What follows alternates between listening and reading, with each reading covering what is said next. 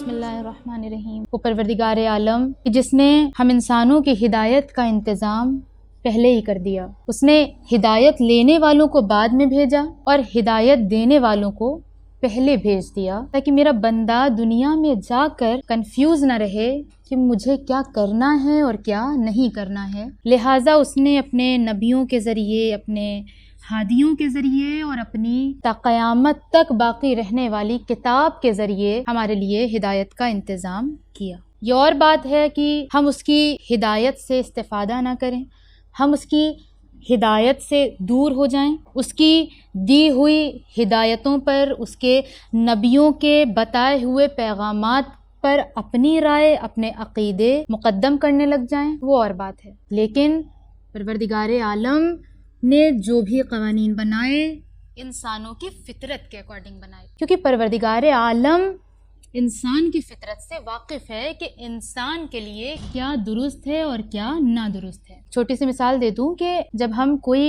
Mobile یا کوئی fridge, اس type کی کوئی الیکٹرک چیز خرید کر لاتے ہیں تو ہمیشہ اس چیز کے ساتھ ایک چھوٹی سی بک ملتی ہے جس میں انسٹرکشنز لکھے ہوتے ہیں کہ آپ اس کو ایسے یوز کریں گے تو آپ کے لیے بہتر ہے، ایسے یوز کریں گے تو ہارمفل ہے، کیا کریں گے جو اس کو ضرر پہنچا دے گی۔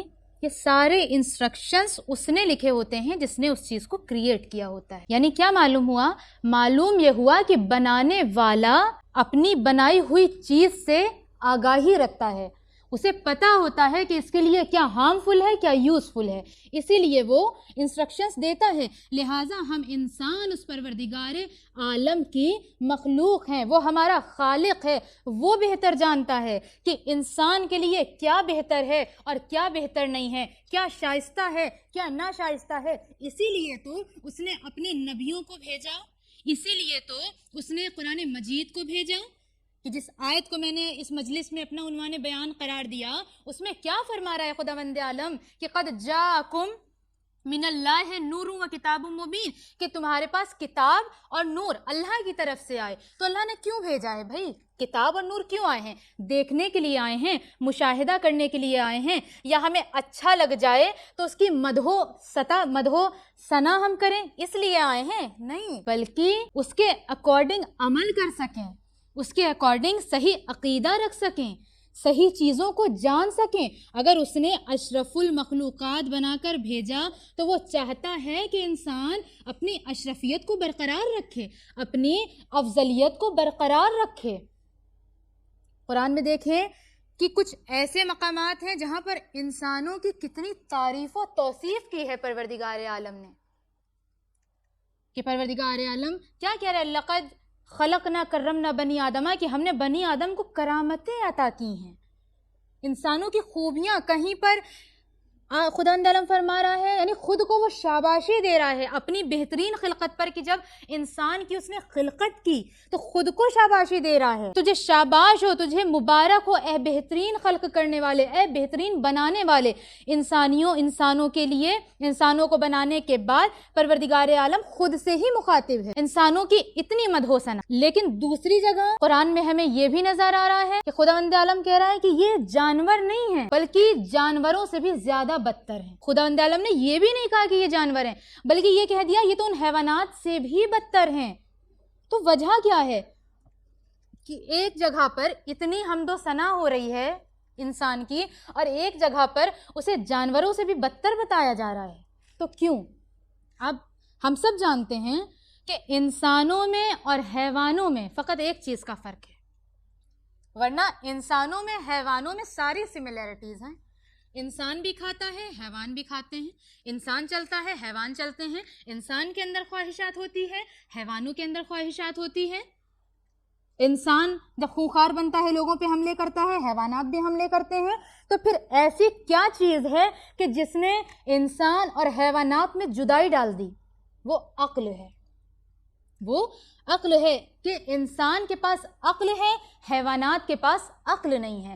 اس ایک عقل ہونے کی وجہ سے انسان نے اشرفیت کے تاج کو حاصل کر لیا، اشرف المخلوقات وہ بنا خدا کی۔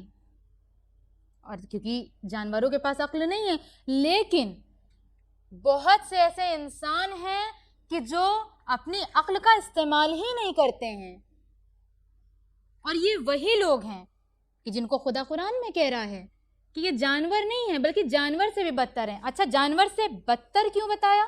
جانور یہی کہہ دیتا کہ یہ جانور ہیں. بدتر اس لیے بتایا کہ دیکھو جانور کو تو ہم نے عقل دی ہی نہیں, تو وہ کچھ بھی کرے کوئی بات نہیں. تم کو تو عقل دی ہم نے, تمہارے اندر تو ایک انٹرنل نبی ہم نے ڈالا, اس کے باوجود تم حق کو نہیں پہچان رہے ہو, باطل کو فالو کر رہے ہو, تو تم پھر جانور بھی نہ ہوئے, تم جانوروں سے بھی بدتر ہوئے. اسی لیے تو خداوند عالم نے فرمایا کہ سم بکم عمی فہم لا یرجعون. عزیزان محترم, اللہ اپنے بندوں سے یہ چاہتا ہے کہ وہ اپنی اشرفیت کو, اپنی افضلیت کو برقرار رکھیں, اور برقرار انسان تب رکھ سکتا ہے کہ جب وہ اپنی عقل کے استعمال سے اس کے دین کو سمجھے. آج بہت سے لوگوں کو بہت سی چیزیں سمجھ میں نہیں آتی ہیں دین کی, بالخصوص احکام میں. 2 رکعت نماز کیوں پڑھیں, 4 رکعت نماز کیوں پڑھیں, دوپہر کی تو 2 ہونی چاہیے تھی, صبح کی 4 ہونی چاہیے تھی, اس ٹائم ہونی چاہیے تھی, اور رمضان کے روزوں کی ہی قضا کیوں ہے, اور نماز کی جو قضا ہوتی ہے. بہرحال اس طرح کے بہت سارے اعتراضات ہیں جو احکام میں کرتے ہیں لوگ, فقہی مسئلوں میں کرتے ہیں, جبکہ فقہی مسئلوں میں چوں چرا کرنا منع ہے. ایک طرف ہم کہتے ہیں خداوند عالم ہمارا رب ہے, ہمارا پروردگار ہے, ہمیں نعمتیں دیتا ہے, ہم سے محبت کرتا ہے, لیکن کیا ہم پروردگار عالم کے حقیقی بندے ہیں؟ بندوں کی بھی 2 قسمیں ہوتی ہیں, ایک بندہ حقیقی ہوتا ہے اور ایک مجازی ہوتا ہے. حقیقی بندے کی ڈیفینیشن یہ ہوتی ہے کہ اس کا آقا, اس کا مولا جو بھی کہہ دے پھر وہ چوں چرا نہیں کرتا ہے, پھر وہ سوال نہیں کرتا ہے کیوں ایسا کروں, کیوں ایسا کروں, وہ سر جھکا کر اس عمل کو انجام دیتا ہے. اسے کہتے ہیں عبد حقیقی, اور اسے کہتے ہیں اصل اطاعت. اصل اطاعت کیا ہے؟ اصل اطاعت یہ ہے کہ مولا نے جیسا کہہ دیا, جو کہہ دیا, بس ہمیں فوراً مان لینا ہے, چوں چرا وہاں پر نہیں کرنا ہے. اگر ہر سوال کا جواب ہمیں ملنے لگ جائے, ایسا کیوں ہے, ویسا کیوں ہے, اس میں یہ کیوں, اس میں وہ کیوں, ہر کیوں کا جواب ہمیں مل جائے, تو پھر ہم ہی مولا بن جائیں, ہمیں کسی مولا کی ضرورت ہی نہ ہو. ایک مختصر سا واقعہ آپ کی خدمت میں پیش کرتی چلوں. آپ سب نے سنا ہوگا کہ امام صادق علیہ السلام کی خدمت میں ایک شخص آیا اور آ کر کہنے لگا کہ مولا آپ کے 6000 چاہنے والے ہیں, آپ قیام کیوں نہیں کرتے ہیں؟ امام نے اس کو مسکرا کر دیکھا اور بس ایک جملہ کہا کہ اس جلتے ہوئے تندور میں کود جاؤ. اس نے فوراً ہاتھوں کو جوڑ لیا, کہا مولا میں تو آپ کی بھلائی کی بات کر رہا ہوں کہ آپ قیام کریں, اتنے سارے لوگ آپ کے چاہنے والے ہیں اور آپ مجھ کو ہی آگ میں ڈھکیل رہے ہیں. امام نے کہا اچھا کوئی بات نہیں, بیٹھ جاؤ. اسی اسنا میں ہارون مکی نام کے صحابی امام وہاں پر تشریف لائے. امام نے ان سے کہا اے ہارون اس تندور میں کود جاؤ. تاریخ لکھتی ہے کہ ہارون مکی نے پلٹ کر یہ سوال نہیں کیا کہ کیوں مولا, میں تو ابھی آیا ہوں, میری تو آپ سے کوئی بات چیت بھی نہیں ہوئی, آپ مجھے کیوں کودنے کے لیے کہہ رہے ہیں. لیکن ہارون مکی نے فوراً ہی حکم کی تعمیل کی اور تندور میں کود گئے. کچھ اسنا کے بعد امام نے اس شخص سے جو امام کو ایڈوائس دے رہا تھا کہ آپ قیام کریں, کہا کہ جاؤ تندور کا ڈھکن ہٹاؤ اور دیکھو. اب جب اس نے تندور کا ڈھکن ہٹایا تو کیا دیکھا کہ ہارون مکی بہت ہی اطمینان اور آرام کے ساتھ اس تندور میں بیٹھے ہیں, اور اس تندور میں کوئی آگ نہیں ہے, اور آپ قرآن کی تلاوت کر رہے ہیں. اس کے بعد امام نے اس سے فرمایا, اس شخص سے, کہ اے شخص یہ بتا اس جیسے کتنے شخص ملیں گے مجھے اس مدینے میں. وہ شخص پلٹ کر کہتا ہے مولا 5 نفر بھی نہیں ہوں گے. تو بس مولا نے کہا جس دن اس شخص کی طرح میرے پاس 5 نفر بھی ہو جائیں گے میں قیام کر دوں گا. تو یہ ہوتی ہے اطاعت, یہ ہوتا ہے عقیدہ, یہ ہوتا ہے عقیدے کے ساتھ عمل. کہ ہارون مکی کا عقیدہ ایسا امام پر کہ جیسے ہی امام نے کہا فوراً ہی ان کی اطاعت میں انہوں نے عمل کر لیا. لیکن آج ہماری رفتار کچھ ہے, گفتار کچھ ہے. کیوں؟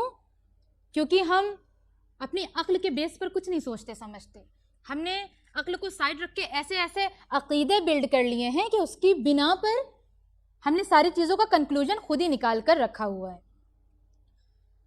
اور ہم یہ سوچتے ہیں کہ اگر ہم زیادہ سے زیادہ عبادت کریں گے تو پھر ہمیں اور چیزوں کا ٹائم نہیں ملے گا. مثال کے طور پر محرم میں یہ چیزیں بہت ہوتی ہیں, اور ایسی دل دکھانے والی یہ لائن ہے کہ جو لوگ یہ کہتے ہیں کہ نماز کی تو قضا ہے, عزاداری کی قضا نہیں ہے, کہ لوگ اذان کے وقت اپنے گھر میں مجلس کا انعقاد کرتے ہیں, اور اگر کوئی انہیں روکتا ٹوکتا ہے کہ یہ نماز کا وقت ہے تو جواب ان کا یہ آتا ہے کہ مجلس کی قضا نہیں ہے, نماز کی تو قضا ہے, لوگ نماز ادا بعد میں بھی کر لیں گے, مجلس تھوڑی نا بار بار ہوتی ہے, وہ تو پھر اگلے سال ہوگی.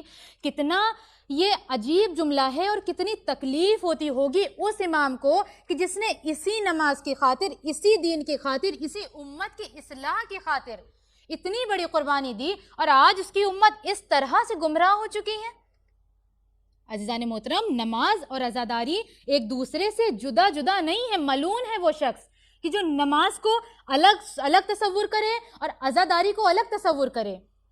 ہم امام حسین کے بہت زیادہ چاہنے والے بنتے ہیں. آپ مجھے خود انصاف سے بتائیں, کیا امام زین العابدین علیہ السلام سے بڑھ کر ہماری محبت ہو سکتی ہے امام حسین کے لیے؟ کیا ان کے بیٹے سے زیادہ ہم ان کو چاہ سکتے ہیں جتنا امام نے ان کو چاہا؟ لیکن اگر آپ امام سجاد علیہ السلام کی سوانح عمری دیکھیں تو امام ایک ہی وقت میں عزادار بھی ہیں اور نمازی بھی ہیں, عبادت گزار بھی ہیں.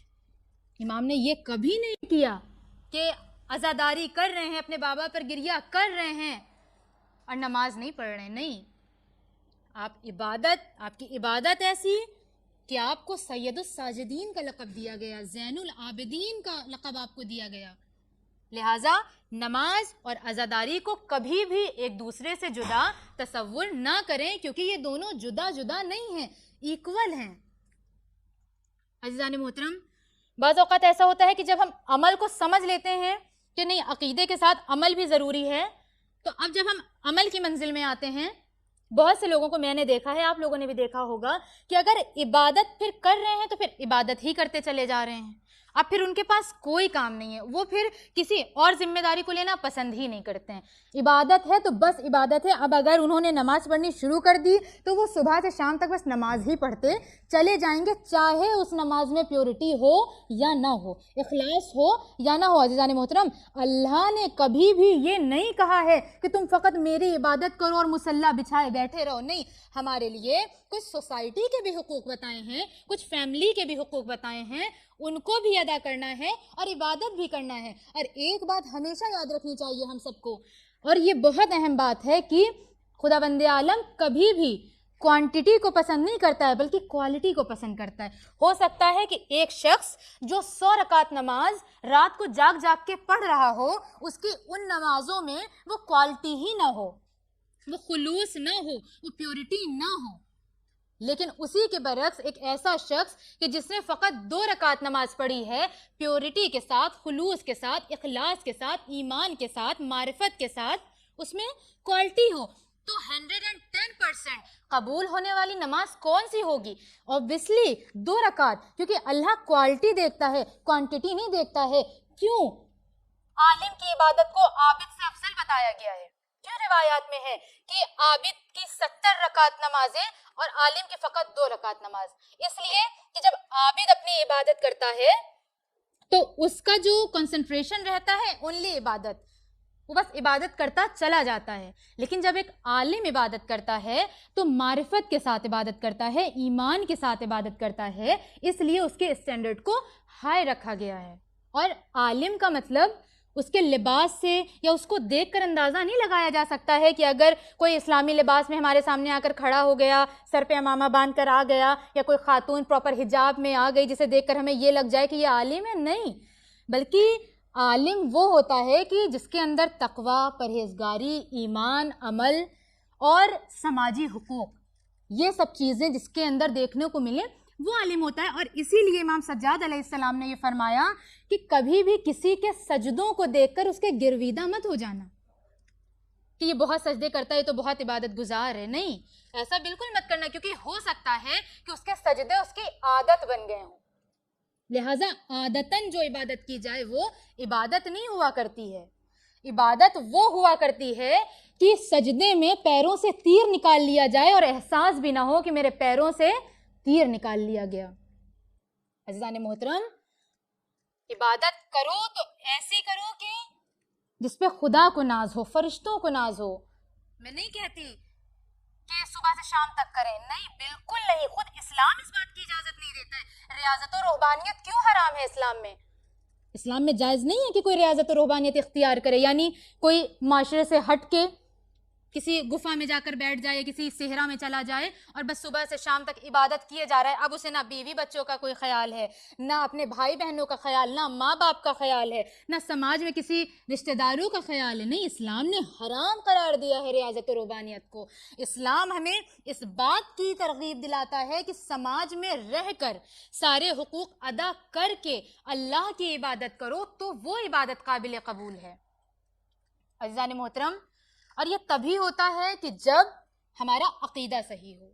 عقیدہ ایک روٹ کی طرح کام کرتا ہے، ایک جڑ کی طرح کام کرتا ہے، اور ایک جڑ ہی ہے کہ موسٹلی بچوں کو بھی جب ہم پڑھاتے ہیں نا اصول دین اور فروع دین، تو ایسا کچھ اصول دین فروع دین اسلام میں لکھا نہیں ہے. یہ صرف ایک بچوں کو سمجھانے کے لیے ڈسٹریبیوٹ کیا گیا ہے تاکہ بچے سمجھ سکیں ایزیلی کہ اصول دین میں کیا چیزیں آ جاتی ہیں. توحید، عدل، نبوت، قیامت، امامت، یہی چیزیں تو آتی ہیں. تو اگر ان چیزوں کا عقیدہ ایز اے جڑ بالکل مضبوط ہے، مثال کے طور پر اگر ایک ٹری ہے اور اس کی جو جڑیں ہیں وہ اندر سے کھوکھلی ہیں، کمزور ہیں، ویک ہے، تو پیڑ کب تک کھڑا رہے گا؟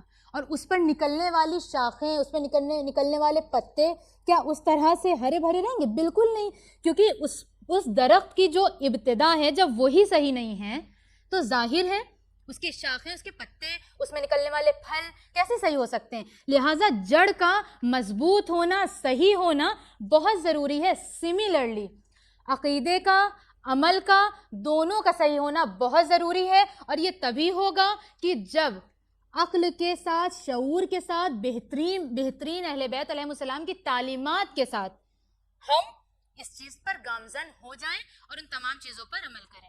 عزیزان محترم، جب ہمارا عقیدہ مضبوط ہوتا ہے اللہ کی بتائی ہوئی ہر چیز پر، اصول دین پر بھی، فروع دین پر بھی، تو پھر ہمارا ایمان اتنا مضبوط ہو جاتا ہے کہ ہمیں پھر خدا کے علاوہ کسی چیز کا خوف نہیں ہوتا ہے. پھر ہم موت سے نہیں گھبراتے ہیں. وہ لوگ جو موت سے خوف زدہ ہو جاتے ہیں، موت کے نام سے ڈر جاتے ہیں، اس کا مطلب یہ ہے کہ ان کا ایمان درست نہیں ہے، ان کا عقیدہ مضبوط نہیں ہے. کیونکہ عقیدہ مضبوط ہونے کی دلیل ہی یہ ہے کہ پھر وہ موت سے نہیں گھبرائیں گے. لیکن تاریخ میں ہمیں کچھ ایسی شخصیتیں بھی نظر آتی ہیں کہ جو موت کی طلبگار ہیں. عزیزان محترم، بالخصوص خاندان آل محمد میں اگر ہم نگاہ کریں تو کوئی ایسا نظر آتا ہے جو موت کو شہد سے زیادہ شیرین بتاتا ہے، تو کوئی ایسا نظر آتا ہے جو امام کے سامنے موت کا تقاضا لے کر آتا ہے. عزاداروں، کربلا میں امام حسین علیہ السلام کے سامنے دو ایسے بچے آئے موت کی اجازت طلب کرنے کہ جن کو دیکھ کر امام کا دل پھٹ گیا. ہمارے گھر میں بھی بچے ہوتے ہیں، لیکن وہ ہم سے کھیل کود کا مطالبہ کرتے ہیں، کھلونوں کا مطالبہ کرتے ہیں، گھومنے کا مطالبہ کرتے ہیں، لیکن موت کا مطالبہ ظاہر ہے کہ خاندان آل محمد کے سوا کوئی نہیں کر سکتا. عزادارو، جناب زینب کے یہ دونوں بچے اون و محمد جس وقت امام حسین کی خدمت میں آئے اور آ کر کہا کہ ہم کو مرنے کی اجازت دیجئے، امام کسی طرح اجازت نہیں دے رہے ہیں. آپ تصور کریں کہ جس کو اپنی گود میں امام نے پالا ہو، امام کیسے اس کو اجازت دیں. لیکن جب جناب زینب نے سنا کہ بھیا میرے بچوں کو اجازت نہیں دے رہے ہیں، ایک مرتبہ بی بی تشریف لائیں، ہاتھوں کو جوڑا، کہا اے بھیا میرے بچوں کو اجازت دیجئے. مولا نے اجازت دی، دونوں کو اجازت ملی، دونوں بچے میدان میں گئے. جیسے ہی بچے میدان میں گئے، ادھر بچوں کی ماں نے ایک مسلح بچھایا اور مسلح پر بیٹھ گئیں اور دعا کرنے لگیں. دروازے پر، خیمے کے در پر جناب فضہ جناب زینب کے لیے منظر کشی کر رہی ہیں. اے بی بی، آپ کے بچے بڑی بہادری سے لڑ رہے ہیں. اے بی بی، اب آپ کے بچے نہر فرات کی طرف جا رہے ہیں. اتنا سننا تھا کہ زینب زینب تڑپ گئیں اور دعا کرنے لگیں، پروردگار عالم میرے بچے بہت پیاسے ہیں، کہیں ایسا نہ ہو کہ دریا کا پانی دیکھ کر وہ پانی پی لیں، کیونکہ میرا بھیا 3 دن کا پیاسا ہے۔ اسی اثنا میں جناب زینب کو اپنے بچوں کی شہادت کی خبر معلوم ہوئی۔ امام حسین علیہ السلام نے دونوں بچوں کی لاش کو جناب زینب کے سامنے لا کر رکھا، اور وہ چاہنے والی بہن ابھی بھی اپنے بھیا کے چہرے کو دیکھ رہی ہے کہ میرا بھیا مجھ سے راضی ہوا یا نہیں۔ اس کے بعد امام حسین فرماتے ہیں، میری بہن زینب یہ دونوں بچے میرے دل پر بہت بڑا داغ دے گئے۔ ایک مرتبہ زینب کہتی ہیں، بھیا میرے بچوں سے کیا خطا ہوئی؟ امام فرماتے ہیں، زینب جس وقت تمہارے بچے بہادری سے جنگ کر رہے تھے، لوگ پوچھ رہے تھے کہ تمہارا حسب نسب کیا ہے، تم کس خاندان کے ہو، تمہارا حسین سے کیا تعلق ہے، ان دونوں بچوں نے صرف اتنا ہی کہا کہ بس اتنا سمجھ لو کہ ہم حسین کے کنیز کے بچے ہیں۔ لیکن تمہارے بچوں نے اپنی شناخت نہ کروائی، لیکن دشمنوں نے ان کے انداز سے سمجھ لیا کہ تم زبان سے کہو نہ کہو، تمہارا انداز ہمیں بتا رہا ہے کہ تم علی کے نواسے ہو، تم زبان سے کہو نہ کہو، تمہارا انداز جنگ ہمیں یہ پیغام دے رہا ہے کہ تم زینب کے بیٹے ہو اور حسین کے بھانجے ہو۔ عزادارو، جناب زینب کے یہ وہ فرزند ہیں کہ جن پر جناب زینب نے گریہ نہیں کیا، کہ جس وقت زندان شام میں سب کے سر آئے اور انہوں محمد کے سر کے لیے یہ کہا گیا کہ کیا یہ بچے یتیم ہیں، ان کا کوئی رونے والا نہیں، کوئی پوچھنے والا نہیں۔ اس وقت جناب زینب آگے بڑھی اور ان دونوں بچوں کے سروں کو اپنی گود میں لیا۔ ارے ایسا نہ کہو، ان بچوں کی ماں میں ہوں، لیکن میرے بھیا پر رونے والی میری ماں زندہ نہیں، اس لیے میں اپنے بھیا پر گریہ کر رہی ہوں۔ انا للہ و